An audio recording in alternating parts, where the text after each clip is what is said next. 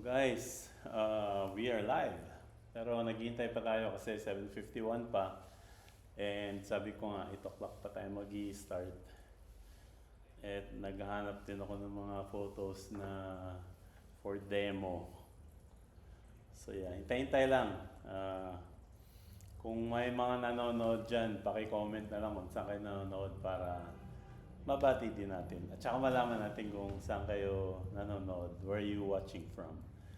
So yeah, I hope we get to learn a lot from tonight. So stand by lang, tayo mga until mga 8 o'clock before tayo mag-formally start.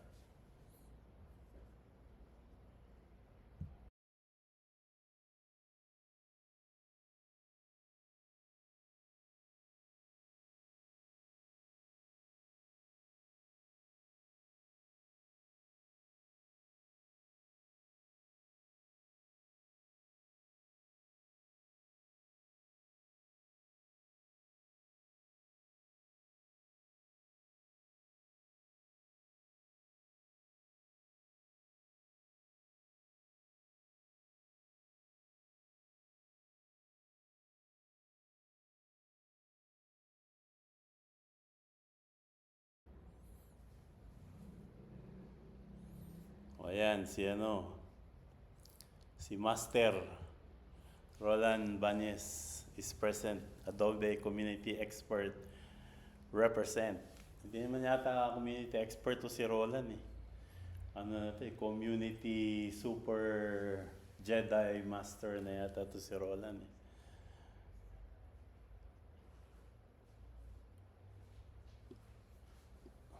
Ayan o, si Roland o. Super Jedi Master of the Universe, si Roland Bañez. Tapos si MP Cruz Villanueva. Saan ka nanonood? Cruz, MP Cruz. Good evening din.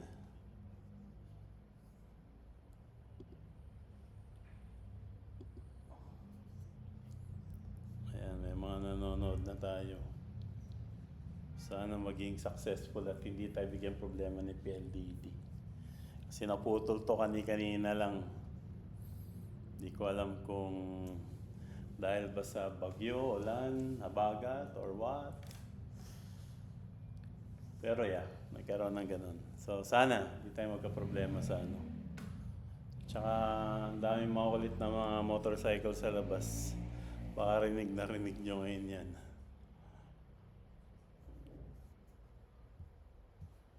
So standby lang, hintayin natin iba kasi sinabi ko alas 8 ako mag-uumpisa eh. Baka sumama yung loob ng mga yun na hindi sila nakakita nung pag-umpisa natin nung workflow na discussion. So standby lang.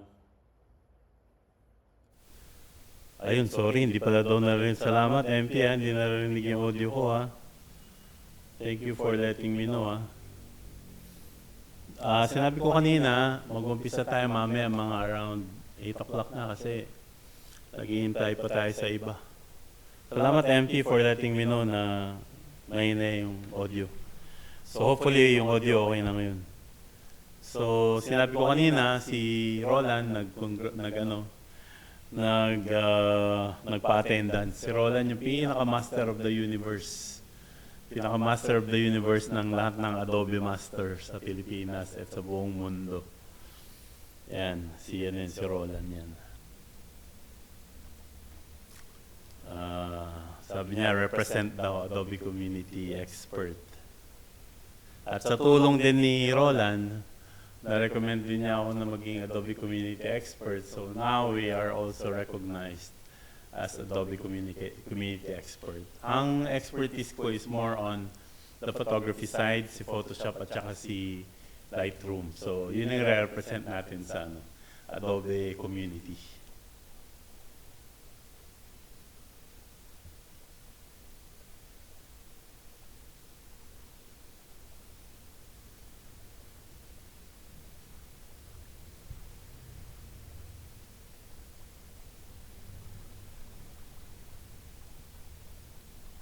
Baka nag-e-echo yung kanina, MP, dahil sa Yung monitor ko, pinatay ko na yung monitor ko.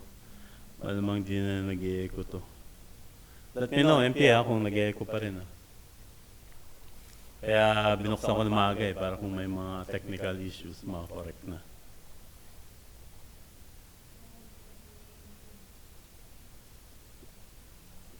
Sabi ni Roland, hindi pa daw tayo nakapag-collab live.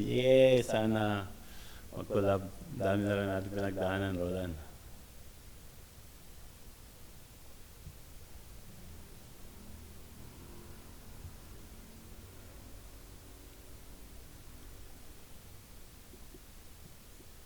Sabi ni Adrian, watching from Bulacan, newbie photographer here. Ay nako, Adrian, lahat tayo newbie, lahat tayo dumaan dyan. Walang naging expert na di dumaan ng newbie. So, welcome. Sana marami kang matutunan dito sa sa workshop na to. Tanong ka lang from the comments kung meron kang question.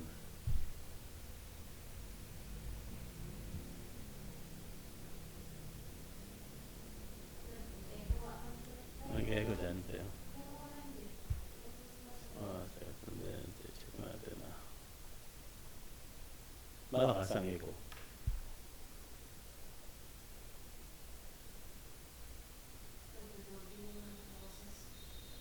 Okay, ano na to? Ay, tingnan natin pero alam ko na. Ayan, so dapat di na nag-echo to. Technical issue.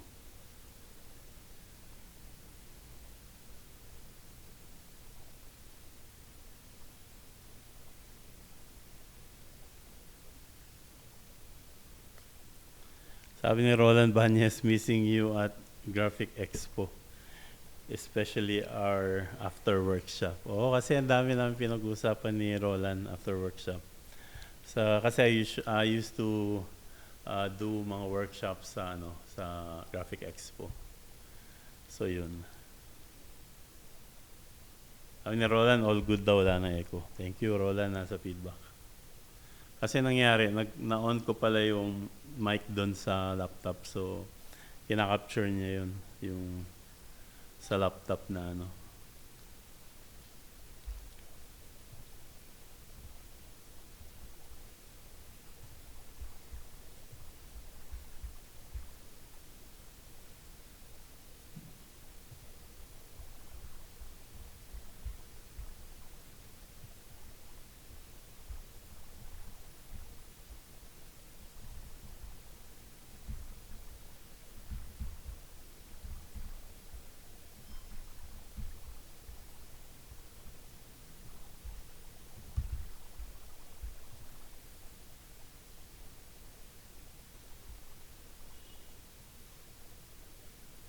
Sabi ni MP Cruz, excited daw siya for new learnings tonight. Sana marami pa pong ganitong after. Kasi si Adobe Community, marami siyang matutulong sa mga Adobe users. So patuloy lang naman to. Tsaka libre to. It's good for the community din na pero bitin lang 1 hour. Pero sana may mga next series pa na gagawin natin. Ito yung mga support ni Adobe for us.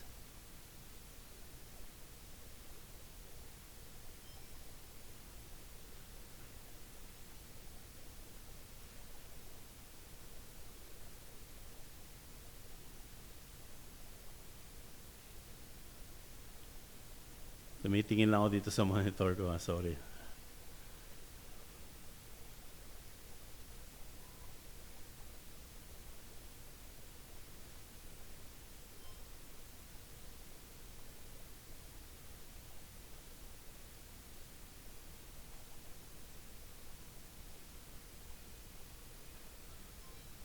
Sabi ni Adrian, looking forward sa color grading techniques, shortcuts, and other tricks.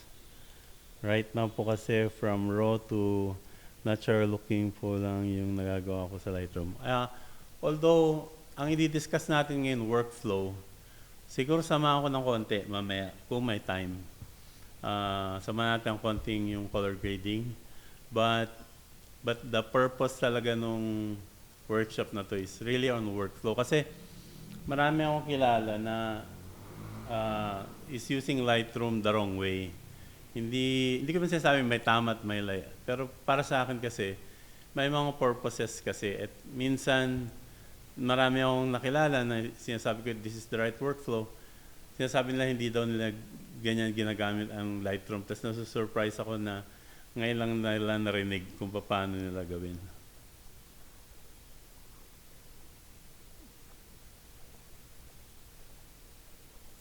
So, kung paano nila gawin. So, I think hindi man to super science talaga na gagawin natin about Lightroom. It's really more on understanding the workflow and paano ka makaka-benefit nun. Kasi maraming medyo mas efficient. Hindi ko sasabi mali. Mas efficient itong ini-introduce ko na paraan. Para mas maintindihan natin lalo yung Lightroom at magamit natin siya in a way na magiging advantageous to us. Si Ramel, sabi niya, good evening po. Saan ka ba, Ramel? Where are you watching from?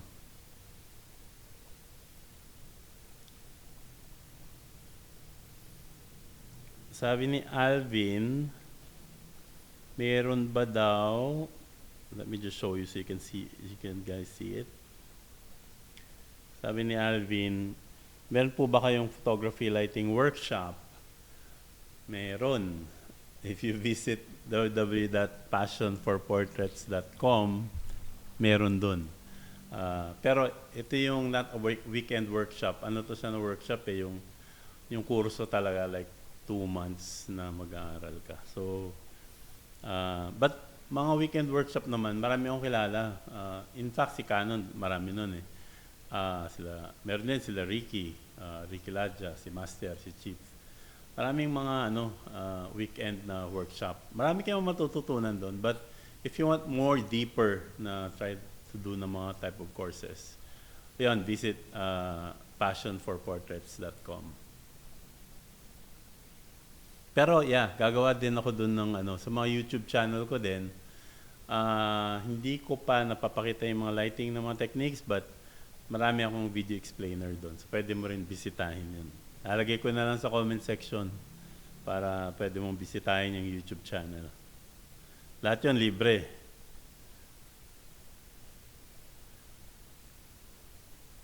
Sabi ni Ramel, Ormoc City. Ano ba sa Ormoc? Bisaya ba? Bisaya ba dito sa Ormoc? Or ano ba sa Leyte? Waray? Hindi ko alam eh. Pero kung Bisaya mo, Bisaya ko, taga Cebu. So, makasabot ko og Binisaya. By the way, congratulations sa kababayan natin, si Alex na nanalo kanina sa Toronto. Tsaka winner sa DC Open. Uy, 8:00 na. Parang kailangan na natin mag-umpisa. Marami na rin naka-live eh. So, I think dapat mag-umpisa na tayo. So, I'm assuming na lahat ng nanonood ngayon are photographers and probably not even photographers, even those na nag-shoot from their cellphone, nag-edit na rin sila ng Lightroom eh. Pero, unfortunately, I'm not gonna talk about yung mobile version ni Lightroom. I'm gonna be discussing si Lightroom Classic. Kasi, ewan ko, naggagamit ko naman si mobile, but maybe because I don't do a lot of editing sa Lightroom mobile through my phone. Kasi lagi ako sa pag nasa computer ko eh. So, Lightroom Classic. Talagang Lightroom Classic ako. Naiintindihan ko naman gamitin yung Lightroom mobile, which is really good for mga content creators from their cell phones and everything. But if you're a little bit more serious about editing, I think it's best kung kung you do the Lightroom Classic. No?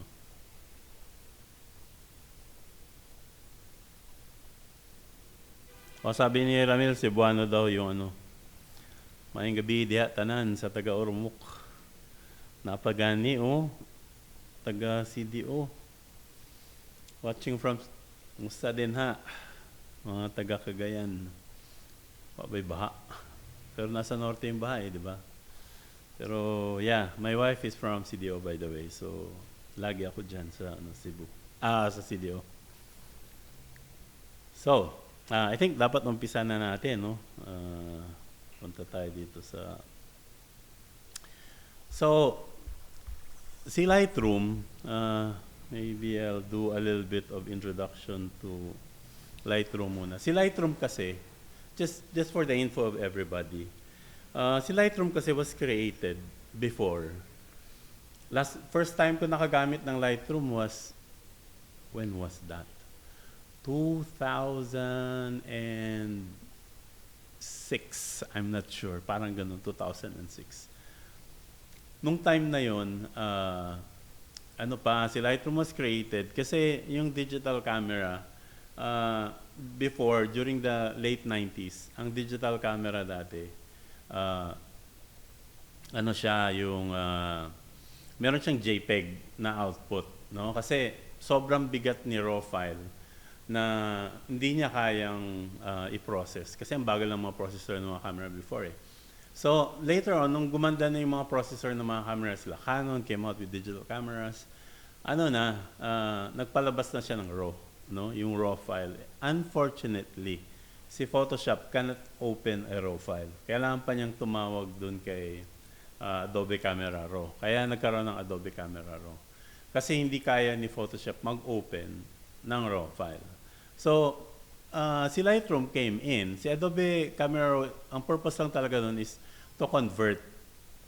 I-convert niya yung RAW file into TIFF or JPEG or something na readable ni Photoshop. Kasi sa Photoshop, di talaga nakaka-read ng RAW yan siya.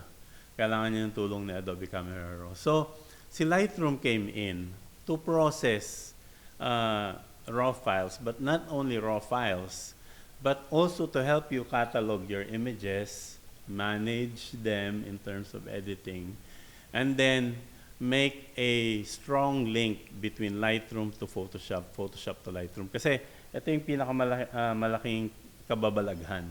Nangyayari is, some guys, like photographers, would work on Lightroom, and then from Lightroom, pupunta sila sa Photoshop.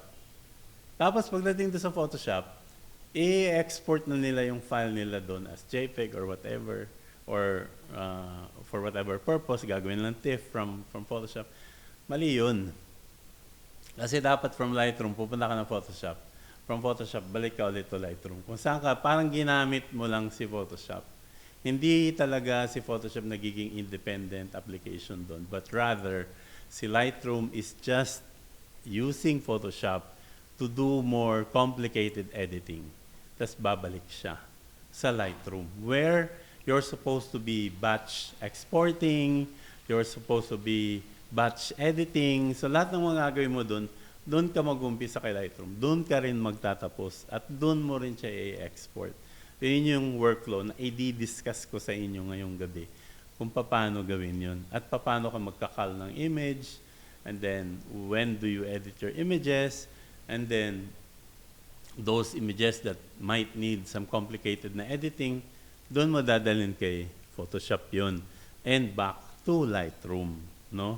Often those photographers that nakakausap ko from Lightroom, they go to Photoshop, and then from Photoshop, they export it from there. So hindi ko sinasabi mali, but the best practice is to go back to Lightroom, no? Kasi doon mo siya ibabatch. Some would open the file and then from Lightroom, and then i-export nila as TIFF. Tapos i-open nila sa Photoshop yung TIFF, which is medyo mahabang proseso yun. Kasi from Lightroom, you can actually call Photoshop to edit it for you, no? Hindi mo na kailangan lumabas, i-export mo pa as TIFF, and then Photoshop, i-open mo pa siya. There's a proper workflow for that. So yun ang gusto kong i-share tonight, yung mga processes na yun. Kasi malaking tulong sa mga photographers, wedding photographers, street photographers, commercial photographers. Yun, malaking tulong yun, yung ganun ng workflow. So let me just close this, and or rather, I'd probably wanted to do a new catalog para bagong-bago siya. Test catalog for Kira. Okay, so ilalagay ko siya under, I'm gonna go to my pictures, and then I think gumawa ko doon ng folder na, let me look for it. Ito, Kira test. And then, or probably, I think I made FB Live na I'm just gonna set my, hold on. I'm just gonna set my, alaking ko lang siya, okay, para makita ko. Gumawa kanina dito under sa pictures, gumawa ako ng, uy, hindi ko na makita. Ito pala. Oh. So, yan. So, I'm just gonna put it here and then gawa ko new folder for test. Tapos, doon ko siya ilalagay. Ayan. So maglo-launch ulit si Lightroom. Kasi, ang hindi nalalaman ng marami sa Lightroom, si Lightroom kasi, ano siya, naka-open lang siya. So that you can see it na lang din. Si Lightroom kasi, hindi siya naka-open ng catalog ng maramihan. Paisa-isa siya. Hindi siya yung dalawang catalog in-open mo at the same time. One catalog at a time siya. I don't see any sense din kasi na magkaroon ng multiple catalog na in-open mo at the same time. So most probably you're going to be working with one catalog at a time. Tignan mo natin, baka may mga tanong-tanong na dito. Nag-umpisa pa lang tayo, parang dami ng tanong dito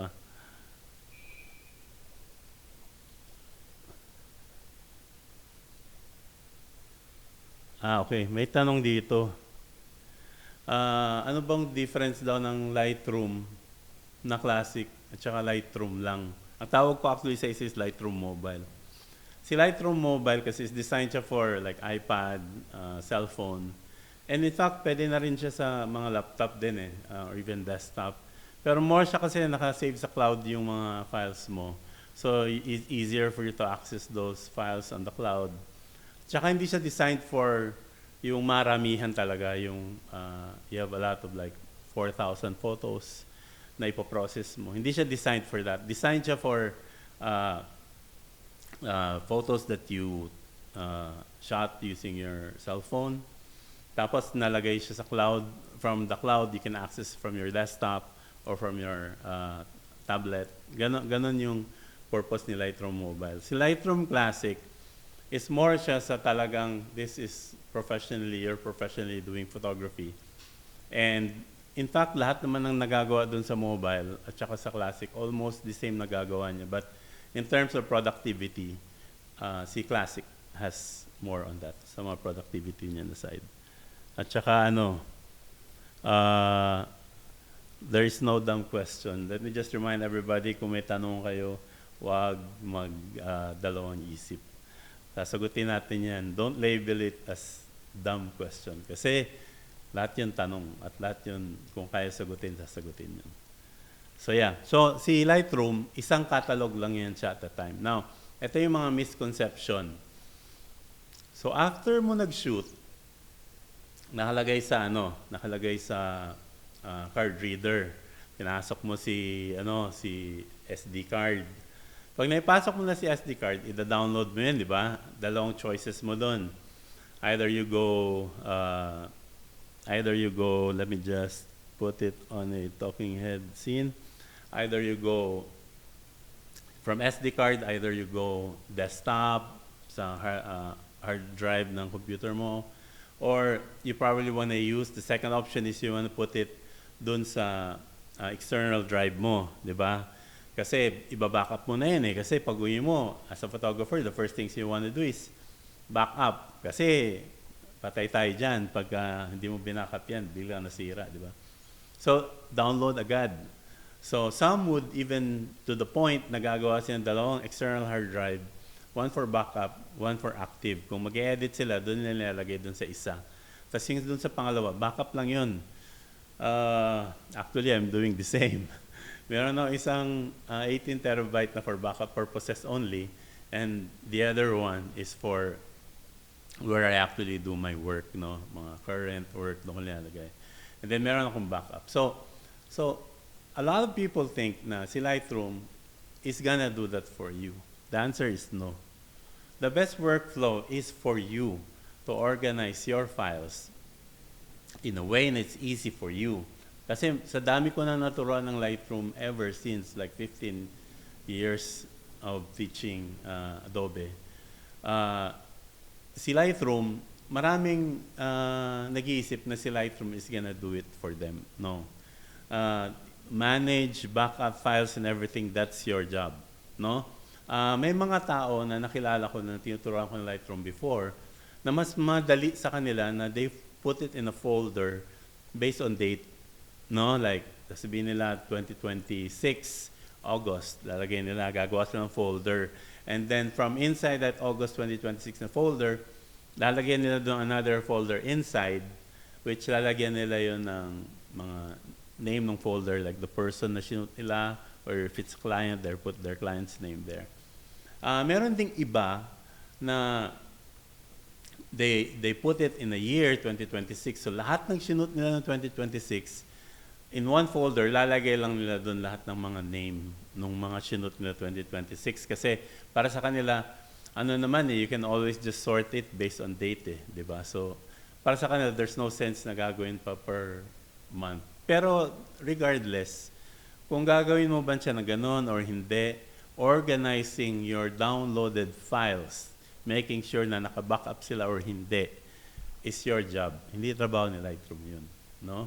So once mo organize mo na yung mga images mo, na backup mo na, galing dun sa SD card, nalagay mo na sa cloud. If ever paranoid ka talaga, may cloud backup ka pa. So ang daming backup, di ba? So lahat yon is your job. Hindi trabaho ni Lightroom yun. So once mo organize mo na yun, meron kang backup or whatever you're doing, then that's the time tatawagin mo sa Lightroom. Oy, Lightroom, I need your help. I need you to help me cull the images or select ka ng mga images. Kasi mahirap pagka, Windows, andun ka sa Explorer, isa-isahin mo buksan yun. Tapos paano i-label yung image na yun na yun ang gusto ko or hindi. So, medyo malabo yun. So, you need Lightroom to help you select photos from a number of photos na sinut mo. Eto na, mag-uumpisa na tayo dito. I-discuss ko kung paano tayo papasok sa Lightroom after mo na ma-organize yung files mo. Just make it clear. You need to organize your files on your own, backup system or what. So pagdating kay Lightroom, eto na, gagawa ka na. Gumawa na ako ng test na dito catalog. And if you don't know how to make a catalog, just go here and then new catalog. Now, pag new catalog, yun, gagawa ka na ng catalog for that particular na shoot. Ako kasi, mahilig ako gumawa ng catalog per shoot. Hindi ako gumagawa ng isang catalog, tapos nilalagay ko lahat doon, lahat ng shot ko for 2026. Although possible naman yun na lahat ng shoot mo, ilagay mo doon, and then hayaan mo lang si Lightroom mag-folder yun.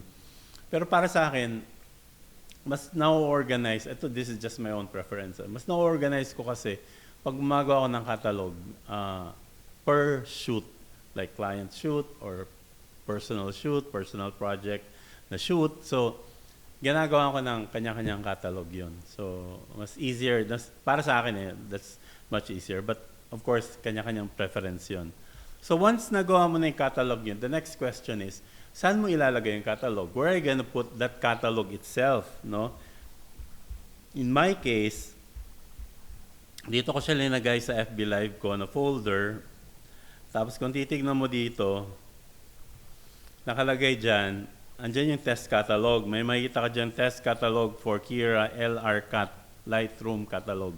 Ibig sabihin, etong Lightroom catalog na yan, dyan niya ilalagay lahat ng mga preview na i-create mo, which I will be discussing further. So, etong itong folder na to, itong test catalog for Kira, normally ginagawa ko, linalagay ko yan siya kung nasan yung mga pictures para magkakasama lang si Lightroom catalog together with all the pictures na dinownload ko. So in this case, kung nakalagay ito siya sa external drive, yung mga photos ko, doon ko ilalagay si catalog para hindi maghahanapan. Nasa ba yung catalog nitong mga pictures na to? So sinasama ko na lang para madali ko mahanap yung catalog nung group na yon. So in this case, yun, ilalagay mo siya sa folder. So it says here, test catalog for Kira, Adobe Photoshop Lightroom Classic Library. So ito na. Lalagyan na natin siya ng pictures. Ito yung isa sa mga pinaka-importante na part. So kung lalagyan ko na siya ng pictures, so hahanapin ko na yun siya. Saan ko ba linagay yun? No? So, kunwari, si Kira Test, I think I placed it under FB Live, and then over here, is this the one? Oh, this is the one. So, ayan na, hinanap ko na. Kasi i-import ko na siya sa Lightroom. Now, when you import images to Lightroom, there's a lot of questions to be answered. No? Marami pang kailangan sagutin dyan. Hindi yun basta-basta. May mga choices ka dito. Ito sinabi, copy as DNG, tapos copy, and then meron ding move. Ano yung DNG? Digital negative file. Kasi there was a time na Canon, Nikon, Sony, medyo pahirapan na i-open yung mga raw files nila kasi there's NEF, si Canon, CR3, tapos si Sony, ARW, ang dami, iba-iba. So, there was a time na si Adobe offered a generic raw file extension that can be read easily. Hindi kailangan siya particular requirement. No? So, in-offer ni Adobe na digital negative para hindi na siya kailangan galing kay Canon, galing kay Nikon, galing kay Sony, galing kay Fujifilm. Ano na siya? Generic siya na raw file. According to Adobe, lossless. Wala daw mawawala. Pero of course, the brands says na hindi. Maraming mawawala pag DNG. I really don't know what's the right answer there. Kung totoo ba yung sinabi ni Adobe na walang mawawala. Pero hindi ko naman ginagamit yung digital negative kasi dahil parang sa akin dumodoble lang yung mga files ko. Meron akong Canon files, tapos meron din akong negative DNG, so medyo mahirap. So, copy as DNG, meaning ikakopy niya yung file, tapos gagawa siya yung digital negative version. Ito namang copy, ang gagawin dyan, pag pinili mo yung copy, if you notice here sa right side, I'm just gonna show my mouse there, dito sa right side, nagbabago yan. So from, let's just say add, walang masyadong options dito sa gilid, pero pag pinili ko naman yung copy, ang dami niyang sinasabi, ang dami niyang tinatanong. Kasi nangyayari, pag pinili mo yung copy, from the source of your images, gagawa siya ng bagong kopya. No? Pag gumawa siya ng bagong kopya, kaya here, nagtatanong siya na, saan mo daw ilalagay? May nakalagay dito, destination eh. Diba? Sinasabi niya, oh, saan mo pala i-copy yung, yung file? So, sasabihin niya, from your original source ng images, magka-copy siya, so magiging dalawang kopya yon. Kaya nagtatanong siya kung saan niya ilalagay yung kopya. So, problem na naman yun kasi magiging dalawa na naman yung files mo, mabigat yun. Pero if that's your intention, na magiging doble yung file mo, then by all means, right? So yung move naman iba. Kung saan mo siya linagay, ililipat niya at i-delete niya yung source at i-move niya to somewhere else. So walang duplicate na mangyayari dito.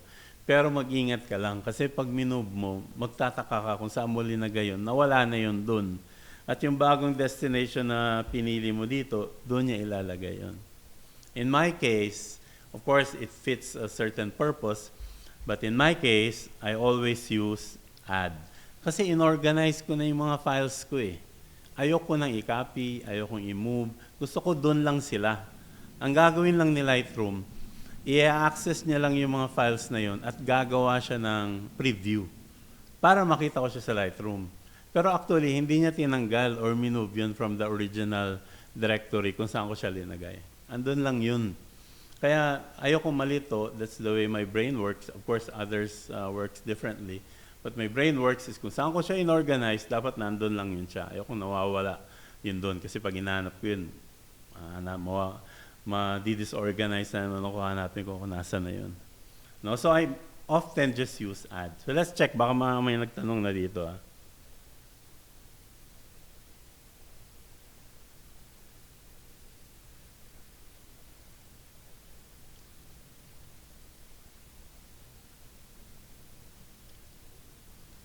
Ayan, sabi ni Roland, Adobe DNG is the backup for raw files to support the proprietary file. Kasi nga, si DNG, ano siya, maski anong Photoshop version mo, ma-open mo siya.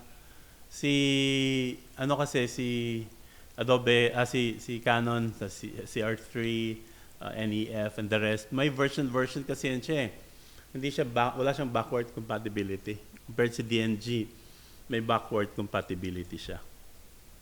So, tuloy natin. Mukhang wala pang marami nagtanong. Sabi ni Adrian, bukas daw, LRC na daw siya. No? Ang dami na natin mga fanatic ng Lightroom Classic. No? Ewan ko, hindi talaga nag-work sa akin yung mobile.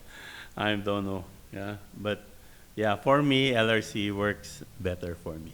So, tuloy natin. Ito na, add na. Dinagdag ko na siya. Pipili na ako ngayon. So, alin doon yung ipapasok ko sa Lightroom? Well, often, I always put everything in.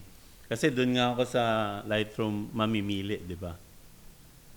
So, kung doon ako mamimili sa Lightroom, lalagay ko sila lahat. Doon ako magtatanggal ng mga ayaw ko. So, in this case, I just wanted to let you know that there's an option that you can check all, and you can also uncheck all of them and manually select those photos that you want. Well, in my case, kailangan ko siya i-check all. For on cases na kailangan mong mamili, you can always just uncheck all and just check certain boxes that you wanted to select na papasok doon sa Lightroom. So, and then there's another thing that you need to select. Sabi kasi dito merong minimal, merong embedded and sidecar, meron ding standard, and then meron ding 1:1. Ang ibig sabihin nito, pag access ni Lightroom doon sa mga files mo, gagawa siya ng preview. Now, yung mga preview na yon, merong minimal. Itong minimal, ano siya, mag-i-extract lang siya ng minimal preview na file from your raw file para ma-view mo siya doon sa catalog mo, di ba? So, mababa lang yung catalog na file size mo kasi minimal lang siya eh. Pag pinili mo yung standard, medyo mataas-taas na level of JPEG preview yung ibibigay niya sa'yo doon sa, when you're selecting your photo. So, medyo mas mabigat-bigat konti yung catalog. Kasi medyo mabigat-bigat na siya na JPEG preview yung papakita niya sa'yo. Pero itong 1:1, talagang bibigyan kanya ng mabigat na JPEG. No? Tatakbo yata ito ng around 4 to 6 MB per photo na JPEG na i-save niya doon sa catalog mo. So, bibigat yung catalog mo. In my case, I just use standard. At para if hindi man ako masyadong impatient, I can always use minimal. Kasi the problem with minimal, sa thumbnail siya, okay siya. But when you select that image and full view mo siya, magre-reload pa siya matagal, natatagalan ako. Kasi magre-reload pa siya kasi maliit na preview lang yung ginawa niya eh. So, often what I do is, I use standard. Etong isa, meron pa dito yung embedded and sidecar. Ito yung pag kunwari mag-i-edit ka ng photos and then hindi ka online, meaning hindi ka nakakonect dun sa external drive mo. And then, gusto mo nakaka-edit ka pa rin. Itong mga embedded and sidecar, yan, pwede yan dyan. But I don't normally do that, it's too heavy for me.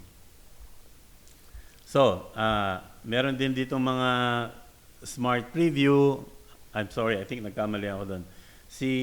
Yung sinasabi ko na makaka-edit ka while hindi ka nakakonect, ito yun, smart preview to. Meaning nakaka-edit siya nung images mo na raw sa Lightroom, maski wala yung original file. Pagbalik mo lang, pag-connect mo ulit nung laptop mo doon or computer mo doon sa external drive, ma-update ulit lahat yun. Pero mabigat. In this case, I often work kasi with Lightroom pag nakaupo ako sa desktop ko. No? So, granting. Standard, hindi ito magtatanong sa'yo kung saan mo ilalagay. Kasi wala namang copy or move na gusto mo mangyari.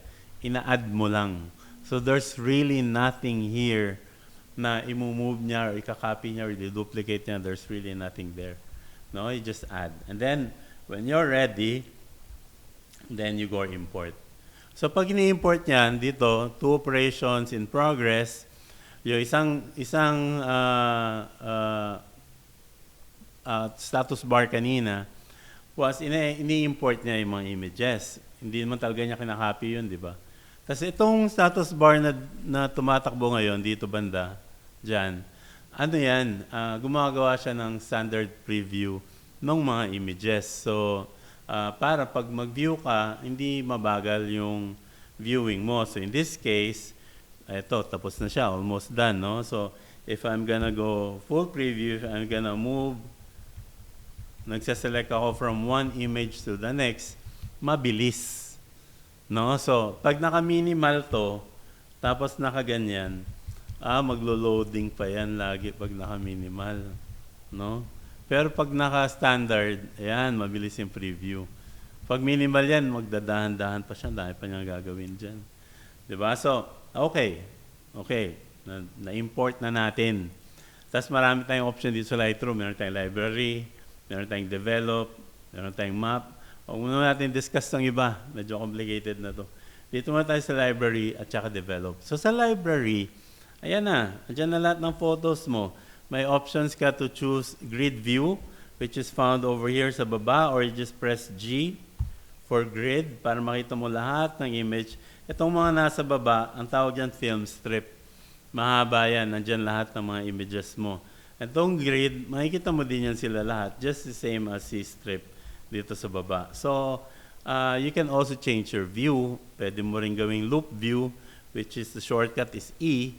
Ayan, so one photo at a time. Wala namang problema kasi yung film strip mo naman sa baba, you can always just select a certain image there, ganon, to display. No? So, it's really up to you how you feel like doing it. So, itong dalawa mo na pagtuunan natin pansin. Itong grid view, which is G, and then E, itong loop view. Loop view kasi, kung ba't loop view ang tawag nito, preview naman to, no? Or full view.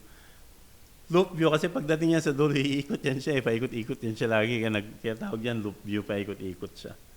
So, itong grid is where all the thumbnails are gonna be presented. May tanong na ba? Tingnan natin. Oy, sabi ni David, ever since LRC. Marami tayong mga fanatic dito ng LRC. Wala namang plano si Adobe na tanggalin si LRC kasi si Lightroom Classic kasi medyo backward lang pakinggan yung Classic. Pero si Adobe Lightroom Classic kasi, yan yung ginagamit talaga ng mga workhorse photographers. Meaning, ang dami nilang sinushoot, ang dami ka lang i-process. Si Lightroom Classic yun.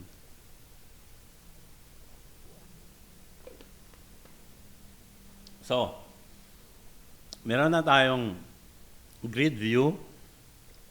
And, sir, yung uploaded na photos po nyo, same exposure, triangle po ba sa lahat?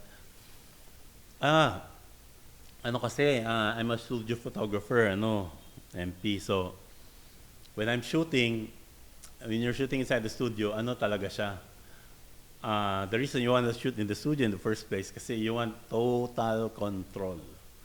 Yeah, you want to control your lights, your highlight, your backlight, your main light, your fill light. Everything is controlled under a studio. So often, kasi sa studio when you're shooting strobe, you don't use your shutter speed anymore. Kasi ang strobe din na-control yung shutter speed eh. Ang nako-control mo lang sa lights mo sa studio is your aperture and your ISO. And then yung intensity ng strobes mo. So yun yung nagiging pangatlo. So in terms of exposure triangle, hindi siya triangular kasi kulang siya ng isa. Wala siyang shutter speed. Ang shutter speed is always set at 125. You cannot go more than 200 kasi flash sync yun. Sasabit ka dun sa flash sync. Although, medyo maraming usapan dyan. Meron namang high-speed sync. So, but yeah. Exposure triangle still works with in studio, but hindi siya actually triangle kasi dalawa lang siya, aperture tsaka ISO. Ang third control mo is yung intensity ng strobe. So, yeah, I hope I answered that question. May nagtatanong dito ng assisted culling.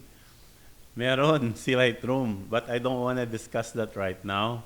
Kasi gusto ko muna maintindihan natin yung basic workflow. That's probably a good na topic dun sa next natin na mga FB Live, yung assisted. Kasi meron ng technology ganyan, which wala talaga dati yan. Kawawa naman kami dati, no? Kuna kami sa technology.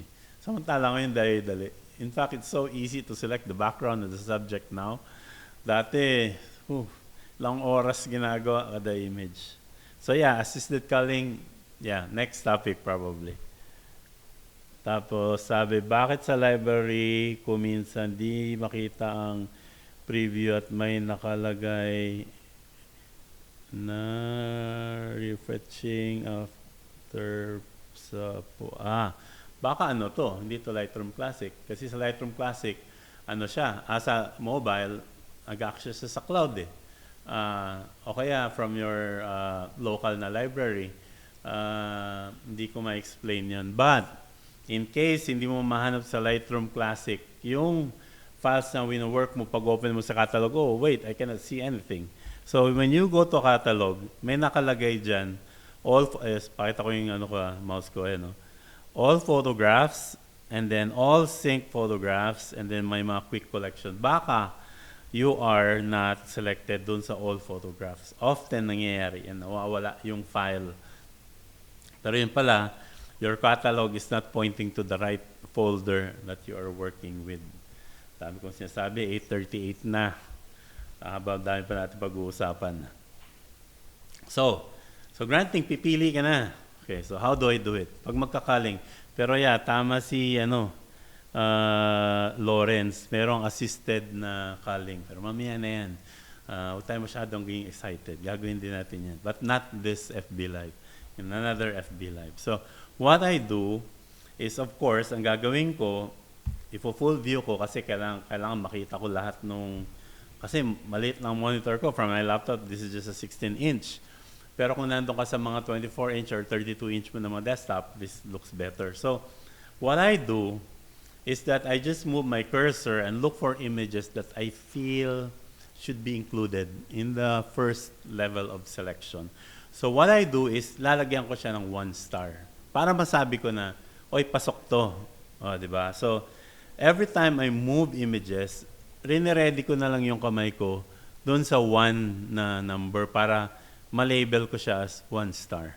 So in this case, maybe this one I like, and then this one probably, maybe this one as well. Hindi ako nagiging dito binibilisan ko lang to. So mabilis na selection process lang to na ginagawa ko. This is Kira, by the way. Kira, if you're watching, thank you. Okay. This one, and then maybe nagra-random select na lang ako para mapabilis natin tong natin. This one looks good. This one, dadamihan ko lang yung select ko kasi may explain ako nito after eh. So, there. So, maybe this one, and ito medyo tighter na yung shots ko dito. Maybe I'll select a few. Ayan. So siguro another 5. 1, 2. Kung nagkamali ka at na 1 mo tong ayaw mo ng photo, ayaw mo siya magkaroon ng 1 star, just press 0. Mazi-0 star yan siya. So ito probably 1 and another 1 and maybe this one as well. So I'm gonna press escape. So ngayon sasabihin ko na sa ko, Lightroom, show mo naman sa akin lahat ng mga lahat ng mga na-select ko na 1. Kasi from all those photos na na-select ko 1, pipili ulit ako. No? So, i-ano ko pa siya, pagpipilian ko pa siya ulit. So, what I'm gonna do is, I'm gonna go to my filter, and then go to rated, and then this time, ang pinapakita sa akin, yung mga may rate lang na 1. So, kumonti na. Kasi ang dami nito kanina eh. Di ba? So, manual culling to. Si Lightroom has this assisted culling, but let's do the manual para maintindihan muna natin. So, now, kumonti na. Mga 1 na lang. So, I'm gonna go full view again, which is F. No? Pag full view again, this time, medyo stricto na ako. I'm gonna choose 2 this time. 2 stars. So, if I like it, I'm gonna choose 2. I'm gonna choose 2 from here. And then there, I'm gonna choose, lahat yan, magiging 2 yata ito lahat. Teka muna.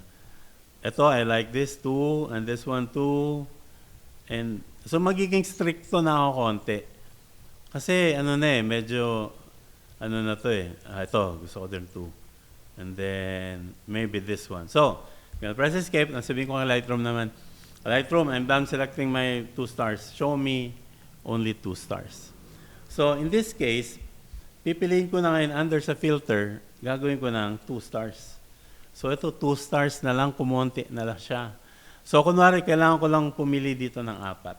So, let's move on to the 3 stars. So, start here again.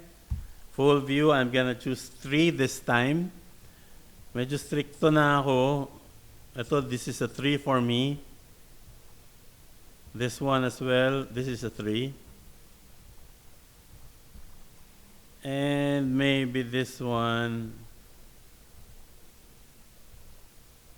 3. Okay. So, sabihin ko kay Lightroom, show me 3 stars.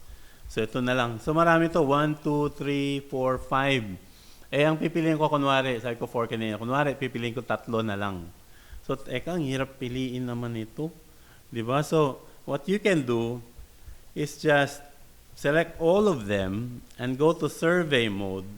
And then lalabas yan sila lahat. If you notice, pero wait, parang ang liit ng display ko. Eh di, paliliitin ko tong dito sa side. There's an arrow there. Let me show you. There's my mouse.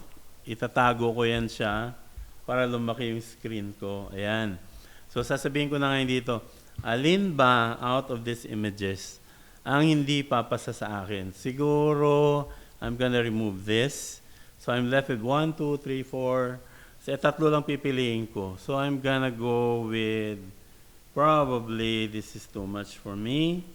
So there. So napili ko na yung 3 na gusto ko. Gagawin ko na silang 4 stars. Ito 4 stars din. At ito 4 stars din. So if I'm gonna go to my grid view and say to Lightroom, show me my 4 stars. Ayan, yung 3 na lang na yan ang makikita ko. So yung 3 images na yan na yung pinili ko. At ang gagawin ko na next dyan ay i-edit ko na siya under sa develop. Tignan natin, baka mga may tanong muna. Sabi, huwag niyo po i-delete agad yung live video. Walang problema kasi masisave doon sa page ko na Passion for Portraits. Andun yan. Maganda po topic, assisted culling. O nga, Lawrence, excited din ako mag-discuss nun pero napangako ko kasi na magdi-discuss muna ako ng basic na workflow right now. Just had a glimpse of that topic, sir, sa shutter speed. Yun po ba ang nakaka-apekto sa pagbagal ng recycle time ng flash? No. Si shutter speed kasi, when you're using a continuous light, makakontrol ni shutter speed yon. Kasi kung mabilis yung shutter speed mo, konti lang makapasok na light. Kung mabagal yung shutter speed mo, maraming makapasok na light. Pero sa strobe kasi, this is an interesting topic, i-discuss ko sa YouTube ko na ito i-discuss. Pero sa strobe kasi, mabagal or mabilis yung shutter speed mo, isang quick light lang napapasok yan Wala nang susunod doon. So maski buksan mo na matagal yung focal plane mo, pagpasok ng light, isang papasok lang doon kung naka-strobe ka. Kung continuous light, walang problema, makakontrol ni shutter speed yan. Pero kung strobe, naka 1/60 ka man or 1/125 or 1/200, walang pagbabago sa intensity ng light na makapasok. So, in a way, in terms of control, walang control sa shutter speed when you're working with strobe light. No? Mahaba-habang usapan yung doon na part na yun. So, ang nako-control mo, although sa studio, is nako-control mo yung intensity ng strobe mo.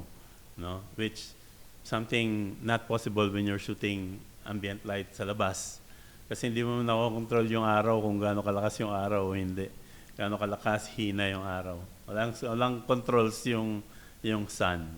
Which, sa studio, may controls yung light source, which is the strobe. So yan, mamaya, discuss natin further yan. Maybe another topic.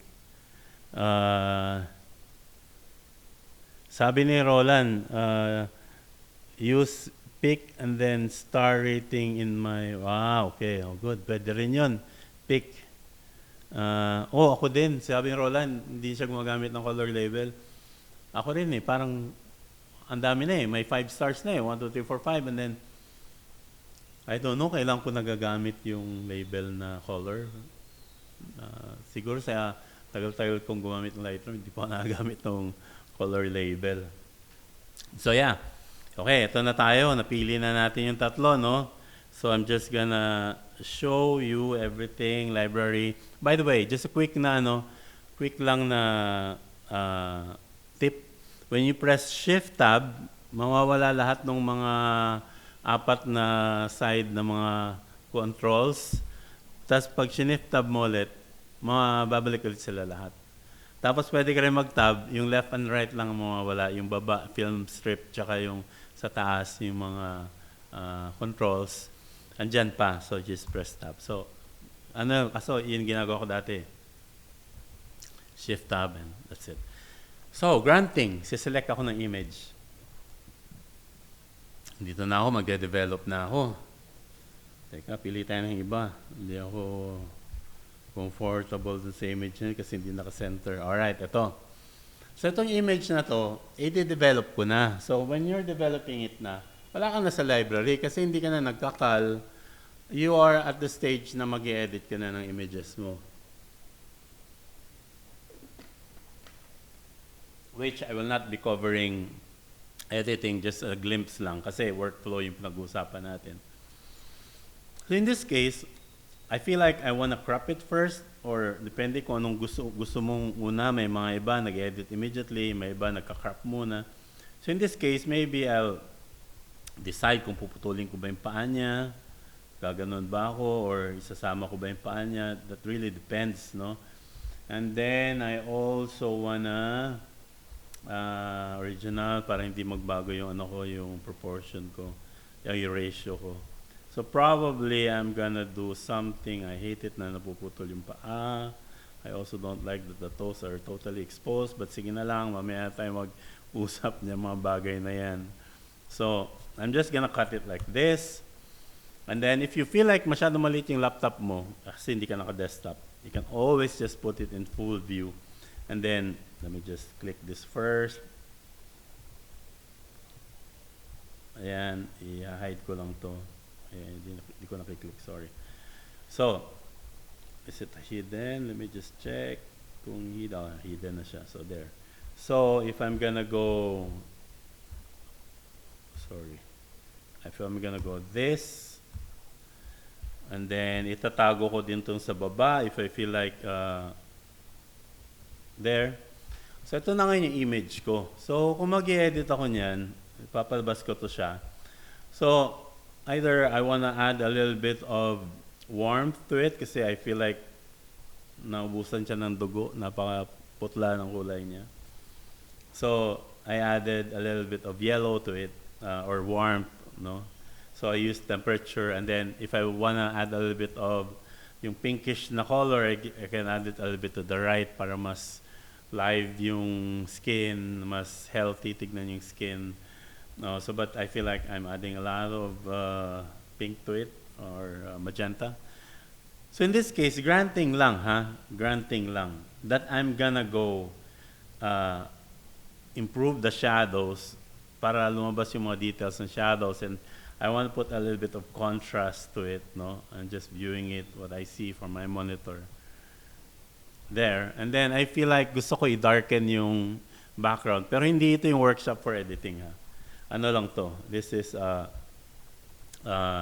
workflow na class. So, subukan ko lang. I'm gonna go selection and I'm just gonna select my background, which something na napakadali na this time around. Samantalang hirap-hirap nito dati, ilang oras namin ginagawa to. So I can darken this background a bit para mas mag-pop yung subject. Pero this is something you should be doing while you're shooting. Hindi yung ginagawa mo after editing. So I just feel like I want it a little bit darker in the background. So something like that works for me. Okay. So sinabi ko nga, di ba, workflow to na workshop, di ba? So after I did that, what I'm gonna do is I'm gonna correct yung skin niya. Kasi marami to yo. Maraming dapat i-correct sa skin nito si Kira Ayun o. So, kasi normally, mga younger na mga models, nagkakaroon ng mga sa skin, which is often happens, no? Natural naman yan. So, I want to work and probably do some ang tawag nito, frequency separation sa Photoshop, which I'm not going to be discussing, but possibly you want to do more extensive editing on skin, yung mga high-end retouching na gusto mong gawin. Dadali mo na siya sa Photoshop. Some photographers would go to file, they export it, and then once they export it, they go to Photoshop and open it. Mali yun. Don't do that. So, the way to do that is first, you want to make sure na in your preferences, under external editing, pinili mo doon Photoshop. Okay? Anong file format? It could be a PSD, TIFF, no? I'm gonna go with TIFF. And then you need to decide kung anong color space gagamitin mo. Are you gonna use ProPhoto RGB? Or are you gonna use Adobe RGB? Which another discussion. Color spaces, i-discuss natin yan further in the next other na mga free FB Live natin. So in this case, I'm just going to use 8-bit kasi masyado mabigat for presentation. But for commercial and professional work ko, I always use 16-bit. So in this case, I'm just going to use 8-bit. No? And then, once na-set mo na yan, you go back and go to Photos and you select Edit in Photoshop 2026. Okay? So, gagawin ni Lightroom, hindi ko pa na-update, sorry. So, gagawin ni Lightroom, gagawa siya ng TIFF file, tapos dadalhin niya ngayon kay Photoshop. Ito, naka-Photoshop na tayo. Ito, Photoshop na to di ba? So, once nandito ka na kay Photoshop, let's do some, very obvious na mga adjustments na para lang mapakita ko lang. I'm just gonna do some weird adjustments here. O yan, dito tayo para weird talaga. O yan, kunwari, weird adjustments. And you know, this is a non-destructive way of editing kasi naka-layer siya. Kasi kung tinagal mo yung layer, andyan talaga yung original sa ilalim. So, granting, we just made some weird editing. And then, what you're gonna do is, you're gonna save it, no? So, pag sinave mo yan siya, oh wait, baka masira yung file ko. Ang raw file po, hindi po na sisave. Whatever the raw file is, ganun pa rin yun siya. Ang nasisave lang, na-edit are the TIFF file, JPEG file, Photoshop file. Si raw, hindi po na-edit yan. Whatever you edit in Lightroom sa raw, andun pa rin yung original nun sa ilalim, yung editing with just on top. So I'm gonna save this. Okay. Yeah, na-save na. So what I'm gonna do is I'm gonna go back to Lightroom.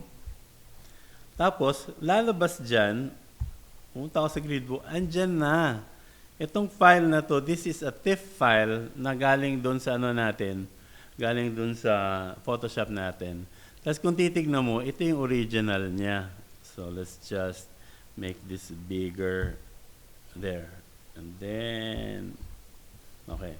So, ito yung, let's just show let's just show this. So, kung titignan mo sa film strip, no? Ito sila, ito yung TIFF, ito yung original, ito yung TIFF. No? Sabi mo, oh, na-damage na yung TIFF file ko. Hindi na-damage yan. Kasi kung babalik ka sa Photoshop, here, tas tatanggalin mo tong layer or i-hide mo lang yung layer, tas sinave mo ulit. And then you go back dun sa Lightroom, gagawin ulit ng previous si Lightroom nito, tapos tingnan natin, still saving. Ayan na ulit. No? So, yung mga TIFF file mo na in-edit mo dun sa Photoshop, dapat bumabalik siya kay Lightroom. Kasi dapat siyang bumalik doon. Kasi pag nagkaroon ka na ng batch editing or kaya batch export, dito mo gagawin kay Lightroom yun. Hindi mo gagawin kay Photoshop yun.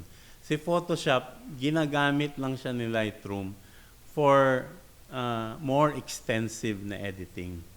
Hindi mo talaga dapat siya doon ine-export. No? Ginagamit mo lang siya na, kasi very extensive na editing na available kay Lightroom eh. Pero when it comes to power talaga, supreme talaga si Photoshop. Kasi ang dami niyang nagagawa, no?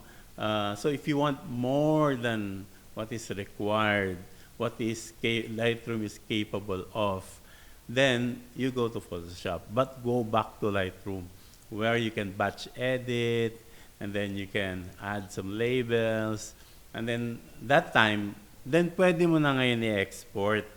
And then isa lang, kunwari, na-encounter ko din to eh.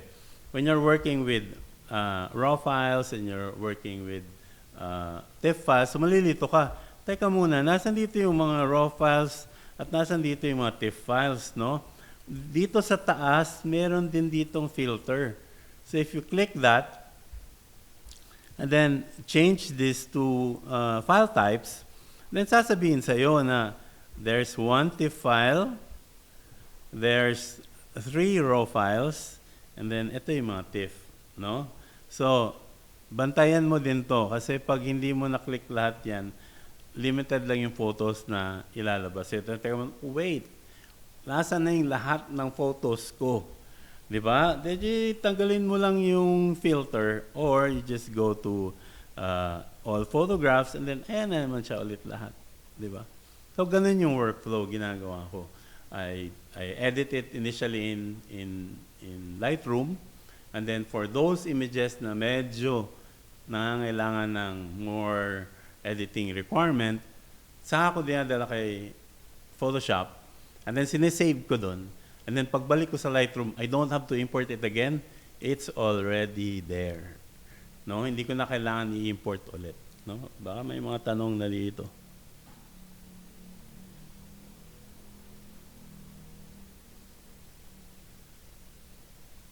Oh, si Bruce Lee Strong said, good day. Gagawin pa sa PS dati. Tapos si Mary Lou, good evening din daw. Oh, yan. Let me show you guys sila, ano. So, para makita mo din sila. Si Bruce Lee, there you are. Good day, sir. I hope you guys learned something from a very short natin na ano, kasi mayroon din pa siya pahabain to. Kasi baka makalimutan nyo na din yung ibang i-discuss. Kasi kaya mas gusto kong 1 hour lang. Kasi medyo whatever na diniscuss ko, medyo ma-absorb yun. Pag dinagdagan ko pa to, gawin ko pa tong 2 hours, I'm sure a lot of the other topics na diniscuss ko within the 1 hour, ano na yun, nakalimutan nyo na probably. So, pa isa-isang oras lang muna tayo. Teka, baka may mga tanong pa dito. Gumagawa din po sila ng... I really have nothing against preset. No? Judge me if you want. But, ang presets kasi, para sa akin, kunwari meron akong ginagawa sa isang catalog, marami akong ginagawa. Tapos I feel like, etong editing style ko on this particular catalog or particular image in the catalog, maganda yung lumabas.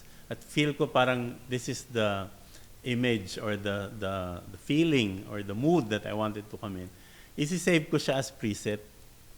Tapos, once ma-save ko siya as preset, i-apply ko siya to other photos na within that catalog.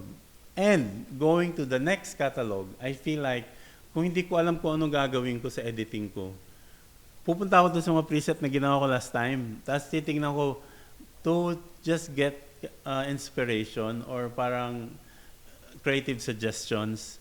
So, kiniklik ko dun yung mga presets na ginawa ko last time sa other na mga catalogs. Kasi yung preset naman kasi, nakikita mo yan, maski anong catalog ginagawa mo eh. So I click there, and then I get some inspiration. And then I do some further editing after I apply the preset. And then, sinisave ko na naman ulit yun. So presets is something that helps you edit and get inspirations with, and in terms of efficiency, mas mabilis. Kasi may preset ka na. Pero, if you're gonna get presets from somebody else, it might not work dun sa image na in-applyan mo. Kasi, that preset probably only works to a certain type of image. No? So that for me is my understanding of presets. There are those who sells presets. Actually, you can do it on your own, so don't really have to buy presets. Doon sa namimigay, good. Kasi at least when you click on it, you'll get inspiration and parang makikita, oh, okay to nag-work to So you can further edit it after and then save it as your own preset again. I don't know, that's just my understanding of preset. Like again, this is my own personal opinion.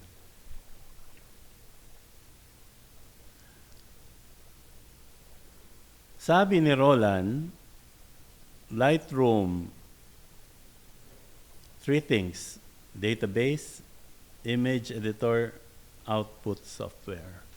Database in terms of catalog, meaning kung nasan man yung linagay mo ng mga files, si Lightroom will catalog it so that you don't have to click on every folder and look for all those photos. You can make a catalog out of all of your 2026 photos and make a catalog differently per session. Like yung shoot mo today, that's a different catalog. You can also make one catalog for the whole 2026, and you don't have to look for the photos in each folders. Just go to Lightroom Catalog 2026, and all your 2026 photos will be there, and you can actually manage them, make smart na mga folders inside. But mamaya na yan, it's gonna complicate. Sabi ko nga, limit it to 1 hour kasi otherwise, makakalimutan nyo na lahat ng other na diniscuss ko. So, I'm happy that you guys are here. And then I'm happy that I'm able to share to you some of the knowledge that I have with Lightroom. And let's do further yung mga assisted culling. Tsaka probably let's discuss a little bit on the editing side. The things that you can do in Lightroom this time around. And unfortunately, I only focus on portrait photography and fashion photography. So those mga landscape people who's using Lightroom, I can still share to you something, pero that is not my cup of tea. It's not something that I do every day, and I think there are other people who are better to discuss or more capable to talk about those things. But everything under fashion photography and portrait photography using Lightroom, ayan, masasagot ko kayo dyan. Sa tagal-tagal ko ba namang ginagawa na to. So yeah, thank you for joining me today, and thank you PLDT for not giving me a headache for an hour kasi naputol talaga siya kaninang tanghali. So buti naman nakisama siya. And sa ulitin, may gagawin pa rin tayong ganito ulit.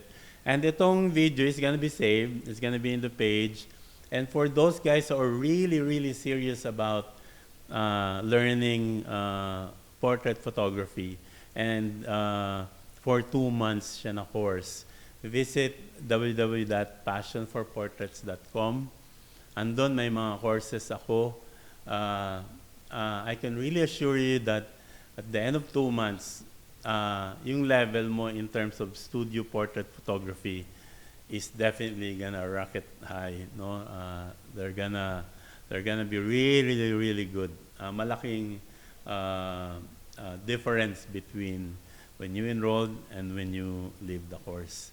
Malaking difference. You can read also the syllabus there. I'm discussing a lot about things that's gonna happen for the entire 2 months. So yeah, goodbye guys, and thank you for joining me. And sa uulitin, sama-sama ulit tayo. So keep on shooting everyone. Bye.